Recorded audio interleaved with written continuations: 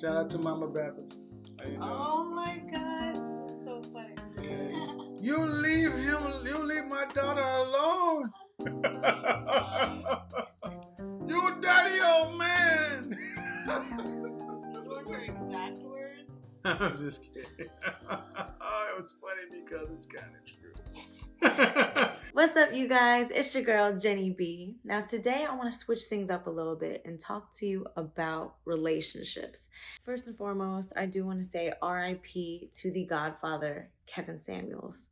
Now, Kevin was a good friend of mine, and his loss was definitely a very difficult one for me. With that being said, in honor of Kevin, I do want to continue putting the word out there that men are a trophy, men are a prize, just as much as women are.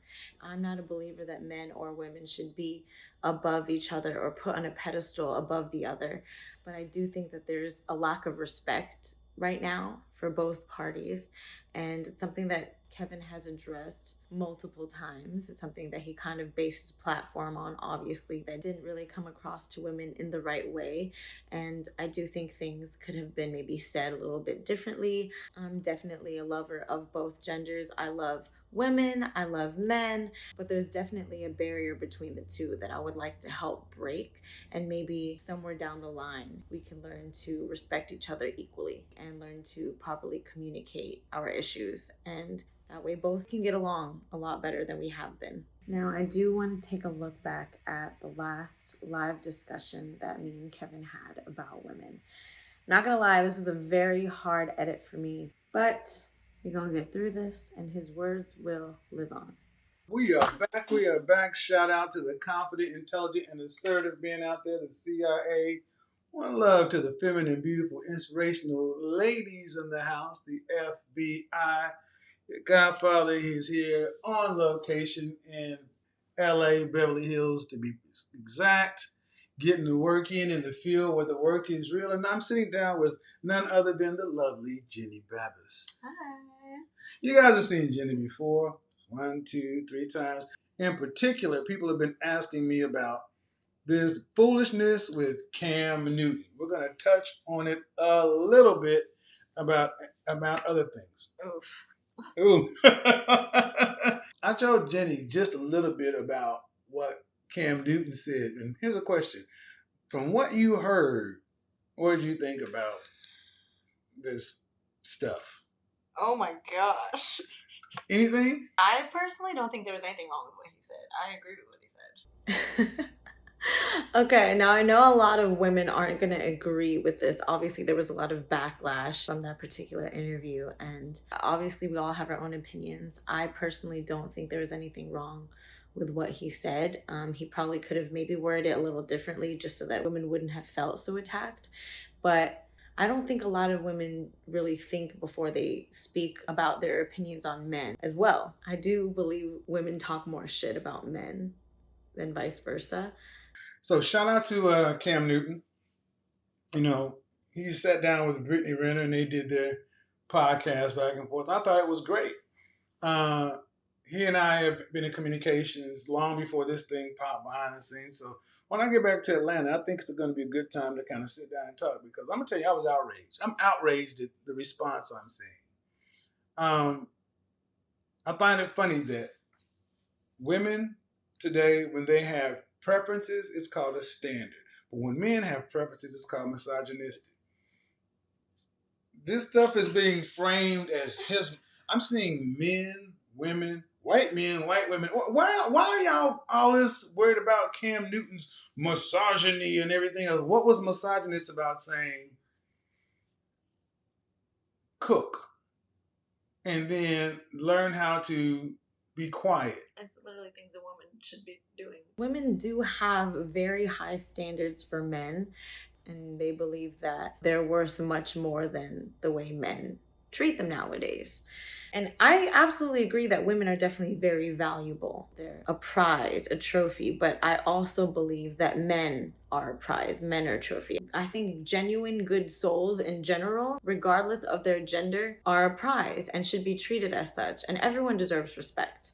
Do women feel respected by men? A lot of times no, but also men feel consistently disrespected by women as well. And because of the double standard, there's a lot of things that women say that we don't realize can really affect a man's self-esteem. But since when do women really care about men's self-esteem or men's mental health? It's always kind of me. He's making me feel this way. He's not doing the things he's supposed to do. How does he feel about everything? Do you care about how he feels? And if so, if you claim that you care, do you act like it? Do you do the things to show that you truly care? Or are you usually complaining about how he could be better for you? But men aren't going to complain about it or make as big of a deal about it as women would if a man said something similar about a woman. You know, ask a woman what she wants in a man. And how many times have you heard a woman say, oh, I need a man who's tall. Like, he's got to be tall. He has to be like over 6'2". So if a woman says it about a man, it's not body shaming? First and foremost, that is a physical attribute that you're expecting a man to have. Meaning if a man is short, he's a no-go. I feel like women think that comment is absolutely fine, but how is that affecting men who are shorter and can't get women like that? You know, that's definitely not an ego boost, and it doesn't make them feel good, and it's not something that height, I know more than anyone that height isn't something that you can change. It's something you have to accept. So with men all being under 6 feet tall that don't meet that standard, it's almost like, wow, there's really nothing I can do to get this girl because I don't meet her height requirement. That in itself doesn't feel good. Moving on to number 2, a lot of women say that men have to be making a certain amount of money. There's a lot of women in LA that say their man has to be making 6 figures, and a man has to do this, a man has to do that. There's so much that women expect from a man. He has to be this, do that. Women are so used to saying all these things that they don't realize they're doing the same thing as a man. When a man says, I need a girl that can cook and that can clean, that's in the kitchen. And these are things that they personally want in a woman, just like there's things that women look for in a man. But when a man says things that women should be doing, suddenly it's all wrong. But women have such high expectations for what they want a man to do for them that when a man says it, it's just not okay. I think that's a big double standard. The reason why men want peace so bad from women is because women don't bring them peace. It's something very simple to ask for that men aren't receiving, because a lot of times in relationships, men are receiving a lot of nagging and a lot of pressure and stress. When a guy wants to take his time in a relationship, I notice women are very like, oh, he hasn't asked me to be his girlfriend yet. He hasn't asked me to marry him yet. We need to talk about kids and moving in and doing this and that. It's all these different things, and you're pressuring a man to move faster than his normal pace. Like, a guy's gonna move accordingly to how he feels, and why do you have to rush into anything? Why do you have to rush to get a label? Why? If you guys are happy and you're enjoying your time with each other and you make each other feel good, why not focus on that instead of focusing on how much better it could be or how you wish things could be different? A lot of girls that I know personally will self-sabotage and look for problems and create problems in their relationship that don't need to be there. Literally looking for things to be wrong and always starting arguments, starting fights, and it doesn't have to be like that. Relationships don't need to be stressful, but nowadays that's all relationships are, is stress and a lot of hard work. And I'm told don't get married because it's stress. And to be honest, I don't even want to be in a relationship because of how stressful I see that these are nowadays. Like, I don't want any parts. I'm extremely happy not having to deal with any of that. But if we learn how to better communicate with each other without yelling, without causing a fight, and just being truly understanding of each other and listening to each other's needs, it would be so much easier. It doesn't have to be hard. A lot of girls will complain that their man isn't doing the right things, or he's not listening to them, he's not being understanding. But like, when's the last time you listened to your man? When's the last time you understood where he was coming from and you actually cared to hear his side? If we truly as women listen to our men, then hearing something like be his peace would not be an issue, and we would understand why he wants us to be his peace, because we're not doing that. In the beginning of relationships, things are great. You're in that little honeymoon stage and you both love each other and everything's good.